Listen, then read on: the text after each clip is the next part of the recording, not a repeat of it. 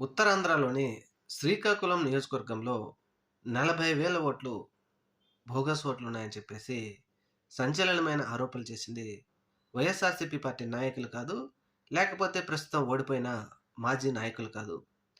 కూటమిలోని గొండు శంకర్, కూటమిలోని ప్రస్తుత శ్రీకాకుళం నియోజకవర్గ ఎమ్మెల్యేగా ఉన్నటువంటి గొండు శంకర్ గారే సంచలనమైన వ్యాఖ్యలు చేశారు. నా నియోజకవర్గంలో 40,000 ఓట్ల బోగస్ బోగస్ ఓట్లు ఉన్నాయి అని. మరి దీనికి అధికార పార్టీ ఏం సమాధానం చెప్తుంది? 40,000 బోగస్ ఓట్లు శ్రీకాకుళం నియోజకవర్గంలో ఉంటే, మరి ఇప్పుడు టీడీపీ పార్టీ అక్కడ ఎలా గెలిచింది? ఈ బోగస్ ఓటుతోనే గెలిచిందా? అని చెప్పేసి పెద్ద ఎత్తున నెట్టింట చర్చ జరుగుతా ఉంది. 2024 సార్వత్రిక ఎన్నికల్లో జగన్మోహన్ రెడ్డి గారు ఓడిపోవటానికి ముఖ్యంగా ఈవీఎం ట్యాంపరింగ్, అలాగే ఈ బోగస్ ఓట్లే కారణమంటూ అనేక మంది చర్చించుకుంటున్నారు. ఇప్పుడు ప్రజలలో కూడా అదే చర్చ జరుగుతా ఉంది.